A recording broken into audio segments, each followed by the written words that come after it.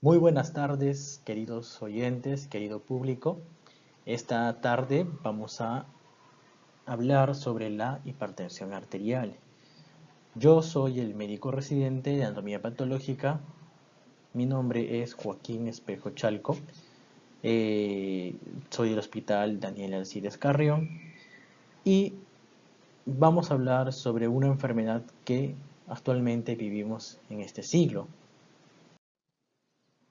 La hipertensión arterial es una enfermedad que principalmente se asocia a muchas otras enfermedades que actualmente conocemos o hemos escuchado en algún momento, como la obesidad, la diabetes mellitus, ¿no? O el colesterol o triglicéridos elevados. Para esto vamos a tener en cuenta que la presión arterial es la fuerza que la sangre ejerce contra la pared de las arterias. Dicho de otra manera, que la sangre al pasar por un vaso o una arteria, ¿no? En este caso, va a generar una presión determinada. Y es esa presión la que permite que pueda llegar a todo el organismo la sangre una vez que circula. Y lo que hacemos nosotros los médicos es esa presión, medirla y, y dar un valor, ¿no? Un valor numérico que todos conocemos, ¿no? Ahora, si hablamos de hipertensión arterial, vamos a llamar a aquella presión arterial que se mantiene elevada por mucho tiempo. Dicho de otra manera, la elevación sostenida de la presión arterial. Normalmente la presión arterial va a tener aumentos fisiológicos. ¿Qué quiere decir? Fisiológico significa que es algo que está de manera normal, ¿no? Y se va a elevar la presión arterial principalmente con el ejercicio físico, el ejercicio psíquico, por ejemplo en algunas actividades mentales, la sobrecarga emocional, puede haber situaciones de estrés, de pérdida de un familiar, de ansiedad, que pueden llevar a la elevación, el frío o el mismo proceso de la digestión que conlleva también en una medida a cierta elevación de la presión arterial. Y es útil al momento de hacer un diagnóstico para ver si hay una elevación verdadera de la presión arterial o es algo fisiológico. El diagnóstico de la hipertensión arterial va a estar dada por la medición de la presión arterial en tres medidas diferentes en diferentes días.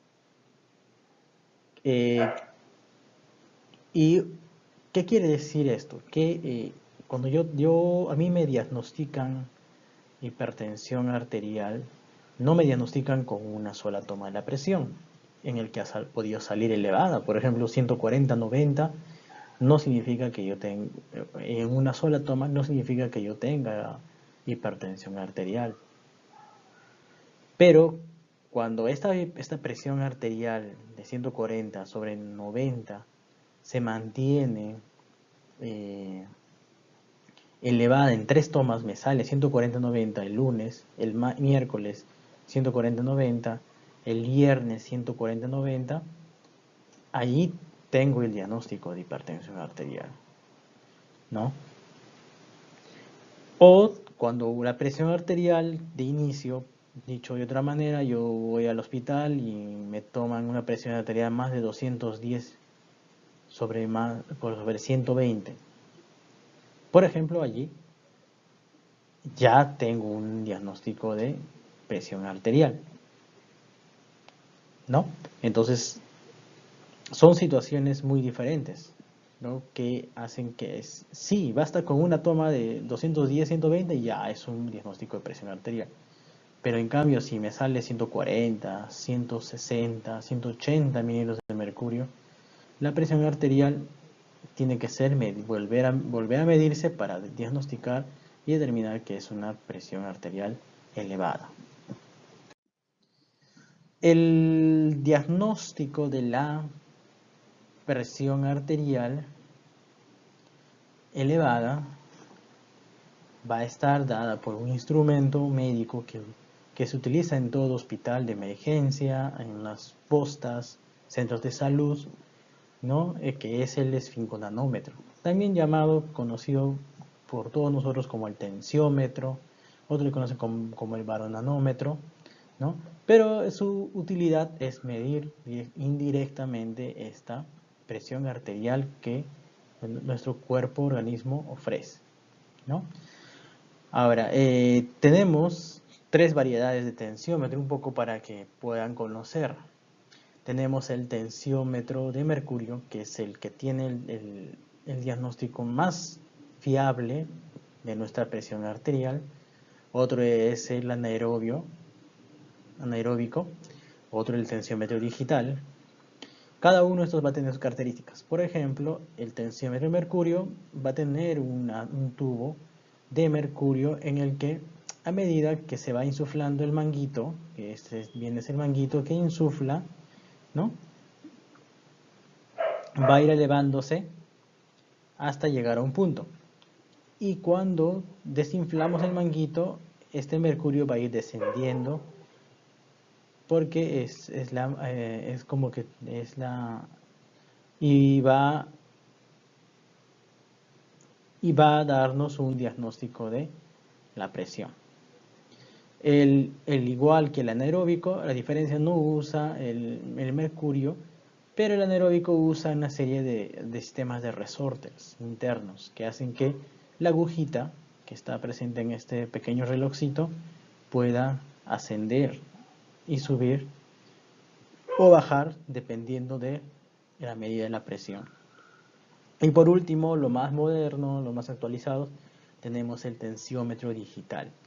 Que el tensiómetro digital viene a ser un tensiómetro que tiene, como se ve, tiene una pantalla donde nos indica el número de la presión arterial.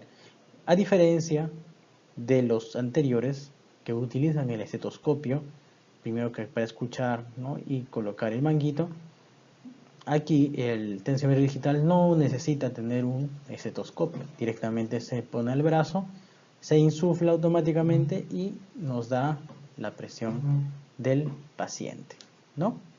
Muy bien. ¿Cómo se debe tomar la presión arterial? Cuando nosotros vamos a un centro de salud, lo primero que nos van a pedir el personal de salud es que reposemos al menos 5 minutos de haber llegado. Porque ¿qué pasa si me toman directamente cuando yo llego la presión arterial? Cuando yo llego, obviamente yo he caminado, yo he estado en ejercicio físico, quizás vengo preocupado por otra enfermedad y mi estrés emocional hace que pueda elevarse mi presión arterial, y cuando me tomen va a salir obviamente una presión arterial elevada, pero no va a ser algo que es lo que debemos esperar, ¿no? Entonces, cuando nos hacen reposar 5 minutos, una vez que nos piden que nos sentemos, y para esto la posición que debe estar una persona para tomarse la presión es que debe estar en una silla de ángulo recto, ¿no?, en el que apoye la espalda, ¿no? Obviamente tener la vejiga vacía, no estar con en el momento ganas de orinar. Si tiene ganas de orinar, pedir a que vaya al baño. No cruzar las piernas, ¿no? Mantener las piernas, las dos separadas, bien firmes, apoyadas los pies sobre el piso, ¿no? Apoyarse el manguito, ¿no? El manguito tiene que estar en el brazo, ¿no? Generalmente le ponen en el brazo, ¿no? El antebrazo tiene que estar a la altura del corazón, que es a este lado más o menos, para que pueda circular bien la sangre. No conversar ese momento, ¿no?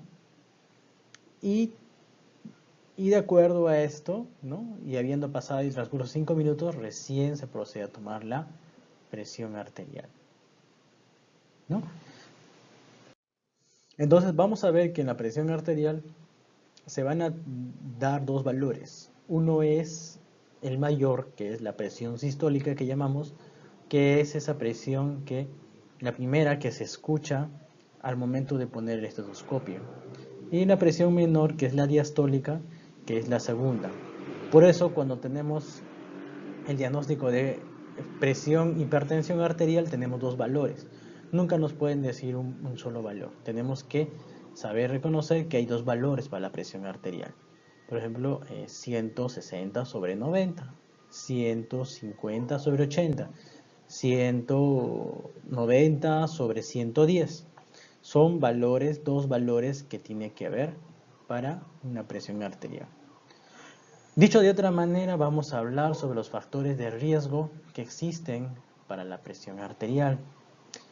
En primer lugar tenemos la edad, ¿no? La edad es un factor principal que hace que la presión arterial se eleve porque con el tiempo las arterias van engrosándose, van perdiendo su elasticidad y eso hace que tengamos presión arterial. En situaciones de estrés, de ocupaciones que nos traigan mucho trabajo, esfuerzo físico, hacen que tengamos presiones elevadas. Con el tiempo podamos sufrir hipertensión arterial. En un momento se puede elevar, se controla, pero con el tiempo eso hace que podamos tener presiones arteriales elevadas. El sexo principalmente afecta más a varones que a mujeres, pero no significa que las mujeres también se salvan, ¿no? Los factores dietéticos, el ser gorditos, obeso, el tener la ingesta excesiva de sal, ¿no? La sal es el principal factor de dieta que hace que la presión arterial se eleve. También se ha visto en estudios, la raza negra, por ejemplo, tiene la mayor predisposición a tener hipertensión arterial. Si hablamos de herencia, ¿no? De mis padres, los gemelos que nacen, los gemelos, como se dice, que nacen de la misma bolsita, ¿no? Son los que tienen más predisposición que los gemelitos que nacen de diferentes bolsitas. ¿Ya? En términos sencillos les explico. Factores de personalidad, ¿no? Problemas de ansiedad, depresión, conductas autosuicidas, agresividad, hacen que tengan la hipertensión arterial elevada, ¿no? Ahora, se ha visto que el 25% de hipertensos menores de 60 años se han asociado principalmente a resistencia de la insulina, a pacientes que tienen, como decir, un riesgo de diabetes, una intolerancia a la glucosa, ¿no? O el exceso de colesterol, triglicéridos, también se ha asociado a tener aumento de la presión arterial. Si hablamos de los síntomas de la presión arterial, vamos a decir que la mayoría de los pacientes son asintomáticos. La mayoría significa no tienen síntomas. Un paciente con presión arterial no va a tener síntomas. Pero cuando estos van a estar en niveles muy elevados, lo que ocurre es que hay dolor de cabeza, vemos unas chispitas que pueden aparecer, convulsiones, pueden llegar a convulsionar en presiones muy elevadas. Puede haber como es la parálisis de la mitad del cuerpo, la parálisis de la mitad de la cara, un desmayo, como llamamos.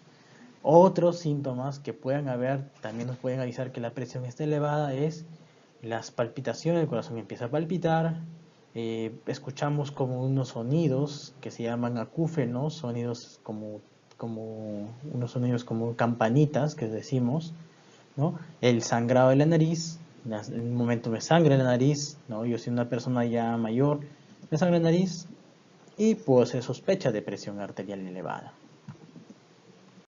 ¿Cómo prevenir la hipertensión arterial o la presión arterial elevada?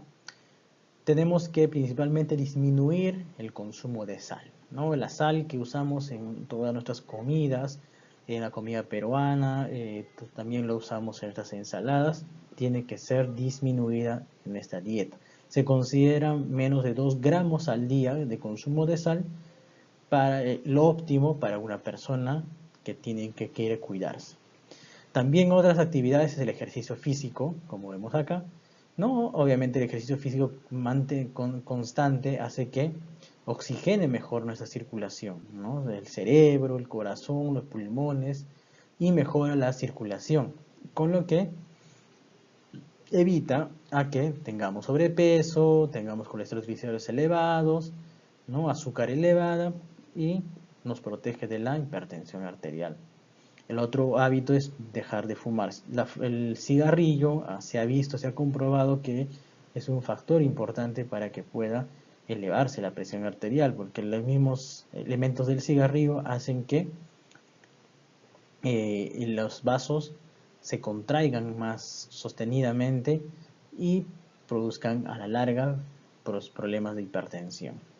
El ser obeso, prohibido ya ser tener sobrepeso, bajar de peso si uno lo tiene, eso va a ayudar a que también disminuya la presión arterial. Alimentos ricos en potasio, ¿no? Los alimentos ricos en potasio tenemos la papa, la zanahoria, las arvejas, el tomate, los frijoles, el plátano, que es el principal, el pescado, las lentejas, espinaca, el yogur. Son alimentos que se han demostrado que ayudan a que la presión arterial se controle en estos pacientes, ¿no? O evita que tengamos más adelante presión arterial. También alimentos ricos en magnesio. El potasio y el magnesio tienen que estar ahí, ¿no? Son dos elementos que nos van a ayudar a regular la presión arterial. Igual tenemos la palta, la espinaca, el arroz integral, el cacao, el pescado, ¿no? Los plátanos que nos van a ayudar a regular la presión arterial.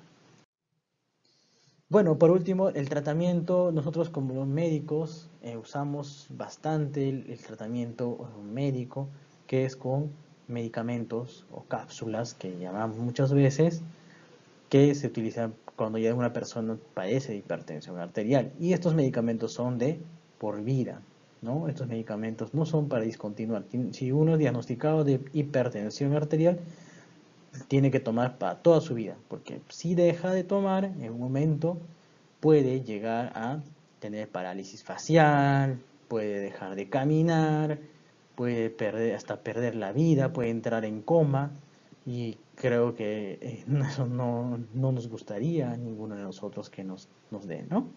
Para eso hay antihipertensivos, que son los medicamentos más conocidos, que ustedes habrán escuchado, quizás el enalapril, los sartán. También hay otros, hay muchos medicamentos que se utilizan dependiendo en qué situaciones la presión arterial se encuentre elevada.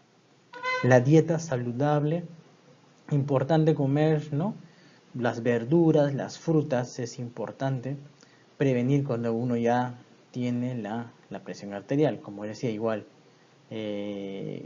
evitar ser obeso, evitar bajar de peso si uno ya si es diagnosticado con presión arterial, ¿no? Otro problema también es controlar las enfermedades, ¿no? Como el colesterol, triglicéridos. Si me diagnostican colesterol, triglicéridos, si tengo la presión elevada, tengo que bajar mi colesterol, triglicéridos. Si tengo diabetes, también tengo que controlar esa diabetes con un médico, ¿no? Bueno, espero que les haya servido esta exposición. Muchas gracias por su atención y hasta una próxima oportunidad. Nos vemos, muchas gracias. Muchas gracias por su atención.